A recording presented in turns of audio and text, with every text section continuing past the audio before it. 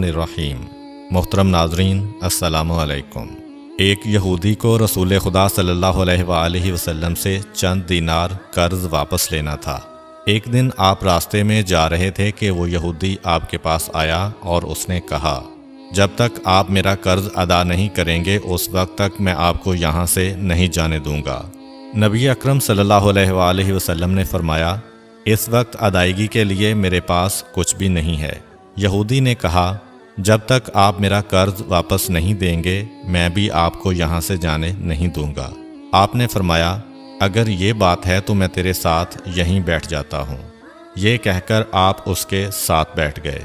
جیسے جیسے وقت گزرتا گیا آپ کے صحابہ وہاں جمع ہوتے گئے۔ جب انہوں نے یہودی کی یہ جسارت دیکھی تو انہوں نے اس کو سزا دینے کا ارادہ کیا۔ آپ نے انہیں ہر طرح کی تادیبی کارروائی سے روک دیا اور فرمایا کہ تم دور چلے جاؤ۔ حکم رسول کے تحت صحابہ دور چلے گئے۔ سورج لمحہ بلمحہ گرم ہو رہا تھا اور اس کی تپش سے آپ کو اذیت پہنچ رہی تھی، یہاں تک کہ آپ کے چہرہ اطہر سے پسینہ بہنے لگا۔ اس کے باوجود آپ نے کسی طرح کے غصہ کا اظہار نہ کیا اور کوئی سخت جملہ نہ کہا۔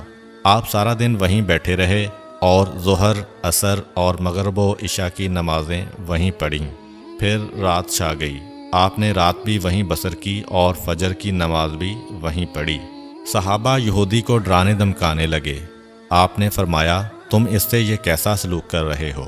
صحابہ نے کہا، یا رسول اللہ، اس کی یہ جرت کہ آپ کو یرغمال بنا کر اپنے پاس بٹھا لے۔ حضرت صلی اللہ علیہ وآلہ وسلم نے فرمایا، اللہ نے مجھے اس لیے نہیں بھیجا کہ میں کسی ہم پیمان یا کسی اور پر ظلم کروں۔ جب دن چڑھا تو یہودی نے کلمہ اسلام پڑھتے ہوئے کہا، اشہد ان لا الہ الا اللہ و اشہد ان محمدً عبدہ و رسولہ۔ میں اپنی دولت کا ایک حصہ راہ خدا میں دیتا ہوں۔ میں نے آپ کو اس لیے نہیں روکا تھا کہ میں آپ کی توہین کروں۔ اس ذریعے سے میں آپ کے پیمانہ صبر کو آزمانا چاہتا تھا، کیونکہ تورات میں میں نے آپ کی یہ صفت پڑھی ہے، محمد بن عبداللہ مکہ میں پیدا ہوگا اور طیبہ کی طرف ہجرت کرے گا۔ وہ تندخو اور سخت مزاج اور بیہودہ گوئی کرنے والا نہ ہوگا اور کوئی جھوٹی بات زبان سے نہیں کہے گا۔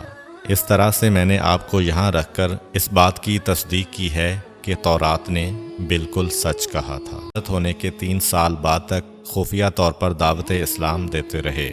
اس کے بعد اللہ تعالیٰ نے آپ کو حکم دیا کہ آپ کھل کر اللہ کا پیغام پہنچائیں اور لوگوں کو خدا کی طرف دعوت دیں۔ ایام حج شروع ہوئے تو پورے جزیرۃ العرب سے لوگ مکہ کی طرف آنا شروع ہوئے۔ نبی اکرم صلی اللہ علیہ وآلہ وسلم کوہ صفا پر چڑھے اور آپ نے بلند آواز سے فرمایا، لوگو، میں اللہ کا رسول ہوں، تم اللہ رب العالمین پر ایمان لے آؤ۔ لوگ آپ کی طرف متوجہ ہوئے اور انہوں نے تعجب سے یہ اعلان سنا اور سب کی خواہش ہوئی کہ وہ اعلان کرنے والے کو دیکھیں۔ پھر آپ صفا سے اتر کر مروہ آئے اور وہاں پر بھی آپ نے 3 بار یہی اعلان کیا۔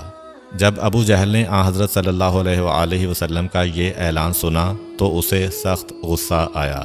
اس نے زمین سے ایک پتھر اٹھا کر آپ کی پیشانی پر مارا، جس سے آپ کی پیشانی زخمی ہو گئی، خون بہنے لگا اور آپ کا پورا چہرہ لہو لہان ہو گیا۔ اس کے بعد تمام مشرکین آپ کو پتھر مارنے لگے۔ نبی اکرم صلی اللہ علیہ وآلہ وسلم مجبور ہو کر کوہ ابو قبیس پر چڑھ گئے اور ایک چٹان کے پیچھے جا کر چھپ گئے۔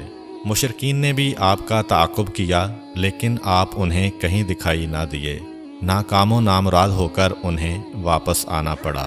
اسی اثناء میں ایک شخص نے حضرت علی علیہ السلام کو اس واقعہ کی اطلاع دی اور کہا کہ میرا خیال یہ ہے کہ محمد مارے جا چکے ہیں، نعوذ باللہ۔ یہ سن کر حضرت علی علیہ السلام کو شدید دکھ ہوا اور آپ ام المومنین حضرت خدیجہ الکبریٰ سلام اللہ علیہ کے پاس آئے اور ان سے کہا، میں نے سنا ہے کہ مشرکین نے رسول خدا صلی اللہ علیہ وآلہ وسلم پر سنگ باری کی ہے اور بعض لوگوں کا یہ گمان ہے کہ نبی اکرم شہید ہو گئے ہیں۔ آپ روٹی پانی اٹھائیں اور میرے ساتھ انہیں تلاش کرنے کے لیے چلیں، ممکن ہے ہمیں ان کا کہیں نشان مل جائے۔ آپ وادی پر نظر رکھیں اور میں پہاڑ کے دامن میں آپ صلی اللہ علیہ وآلہ وسلم کو تلاش کرتا ہوں۔ آپ روتے ہوئے آگے بڑھے اور آپ کہہ رہے تھے، یا رسول اللہ، ہمیں جواب دیں آپ کہاں ہیں؟ میری روح آپ پر قربان، آپ کس وادی میں بھوکے پیاسے ہیں؟ آپ نے مجھے اپنے ساتھ کیوں نہ لیا تھا؟ حضرت خدیجہ رو رو کر فریاد کر رہی تھیں، کوئی ہے جو نبی مصطفیٰ کی مجھے خبر دے؟ کیا کسی نے انہیں دیکھا ہے جو مجھے ان کے متعلق بتلائے؟ اس وقت جبریل امین علیہ السلام رسول خدا صلی اللہ علیہ وآلہ وسلم پر نازل ہوئے۔ ان کے پیچھے ملائکہ کی بہت سی صفیں تھیں۔ انہوں نے حضرت صلی اللہ علیہ وآلہ وسلم سے کہا، خداوند جبار نے ہمیں آپ کے فرمان کی تعمیل کے لیے بھیجا ہے۔ اگر آپ چاہیں تو ہم اس قوم کو تباہ کر دیں گے اور ان کا دنیا میں کہیں نام و نشان تک دکھائی نہ دے گا۔ رحمت للعالمین نے فرمایا، میں نبی رحمت بنا کر بھیجا گیا ہوں، میں عذاب و انتقام کا حامی نہیں ہوں۔ پروردگار میری قوم کو معاف کر دے، وہ مجھے جانتے نہیں ہیں۔ جبریل امین علیہ السلام نے حضرت صلی اللہ علیہ وآلہ وسلم سے کہا، خدیجہ سلام اللہ علیہا آپ کو تلاش کر رہی ہیں۔ خدیجہ کے رونے نے آسمان کے فرشتوں کو رلا دیا ہے۔ آپ انہیں جواب دیں، خدا کی طرف سے اور ہماری طرف سے انہیں سلام پہنچائیں اور انہیں جنت کی بشارت دیں۔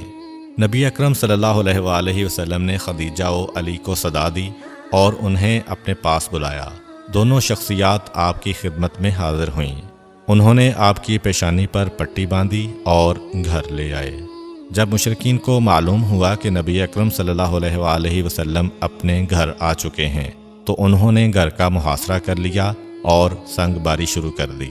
حضرت علی علیہ السلام اور حضرت خدیجہ سلام اللہ علیہا آپ کا دفاع کرنے لگے۔ جب سنگ باری میں معمولی سا وقفہ ہوا تو حضرت خدیجہ گھر سے نکلیں اور انہوں نے چیخ کر کہا، فرزندان قریش، کیا تم سے حیا رخصت ہو گئی ہے؟ تم اپنے قبیلہ کی معزز اور محترم خاتون کے گھر پر سنگ باری کرنے لگے ہو۔ اگر تمہیں خدا کا خوف نہیں ہے تو دوسرے لوگوں کو اپنے اوپر ہنسنے کا موقع نہ دو اور اپنے لیے ہمیشہ کی ذلت و بدنامی تو نہ خریدو۔ جب مشرکین نے حضرت خدیجہ سلام اللہ علیہا کی گفتگو سنی تو ندامت کے مارے ان کے سر جھک گئے اور وہ شرمندہ ہو کر اپنے گھروں کو چلے گئے۔ نبی اکرم صلی اللہ علیہ وآلہ وسلم نے دعوت اسلام کا آغاز ان روح فرسا واقعات کے ساتھ کیا تھا۔ آپ پر کروڑوں سلام ہوں۔ آپ نے لوگوں کو گمراہی و ضلالت سے بچانے کے لیے قدم قدم پر تکالیف اٹھائیں اور صدمے برداشت کیے۔